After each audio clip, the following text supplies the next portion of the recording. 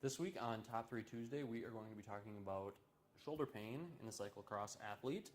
If you would, comment on this video below. Let us know how you've avoided injuries this cyclocross season, and we will send you our free video warm-up guide for cyclocross specifically through Messenger.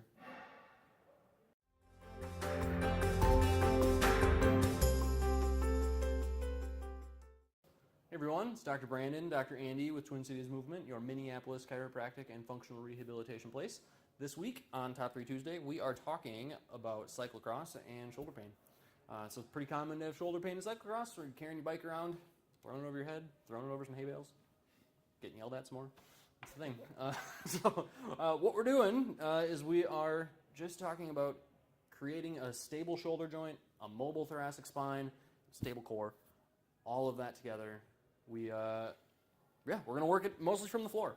So the first thing we're doing, it's a wall bug with a little bit of a load. So just like our normal dead bug, but we're getting the feet out of it a little bit. So we're getting right up into that position where we can make a nice stable canister and really practice being strong and stable through the core.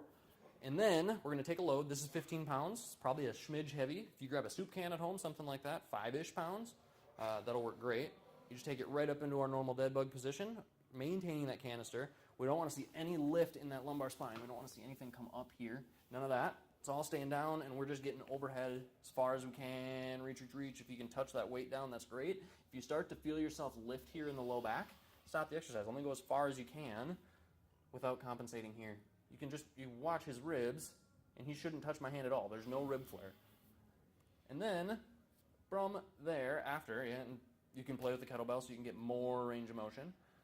From there, we're going to flip our dead bug around, and we're going to do an actual dead bug, feet involved. So our feet are not on the wall anymore, so we have to really focus more on that canister. We're just going to do a floor press. So we're just going to take that kettlebell, lift it up. Nice, strong shoulder. You might have to increase the weight a little bit from here than you had overhead. This is probably pretty light for Dr. Andy, but it's what we got. Good. 5, 6, 7, 8 on the side. Really great idea. And then we're just going to put those feet down, and we are going to go into an arm bar. And so this exercise here actually puts your shoulder into a pretty compromising position. But what we're trying to do is create stability in that compromised position. So we start, this is not the compromised position, but we start with some rotations here in this position just to give you this feel. So this offset of the kettlebell, it pulls your arm around in all these funny positions and really makes you have to stabilize that shoulder joint. From here, what we're going to do is we're going to roll. So this is where things get a little bit compromised, right? Is we're going to put this shoulder into a position that it generally doesn't like to be in. You definitely want to be careful here. This is actually an exercise that's very important to do with a kettlebell and not a dumbbell or anything else, and it's the offset of the kettlebell. If you watch what's happening here as he rotates, is the whole shoulder starts to jump back and forth, and all those tiny little stability muscles inside the shoulder have to work very hard to keep it safe. And that's exactly what we want, is we want to teach it to stay safe and teach it to get strong in these kind of compromised positions. That doesn't mean we don't want to grab 50 pounds and toss it up here and do this, because you're going to hurt yourself. So you want to stay nice and light. This is 15 pounds. That's probably getting close to enough. that's enough. But 5, 6 rotations there. If you got shoulder pain on both sides, do the other side. But otherwise, all the way through all 3 of those. Nice, safe. Don't go too heavy too soon.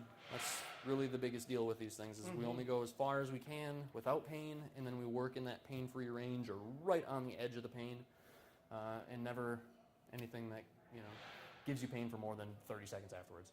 If you guys have any questions, feel free to reach out to us and ask us. We'll always be responsive to you. If you comment on the video below with your strategies on how you take care of yourself throughout the cyclocross season, prevent injuries, we will send you our free warm-up guide just to help you prevent some more injuries through Messenger.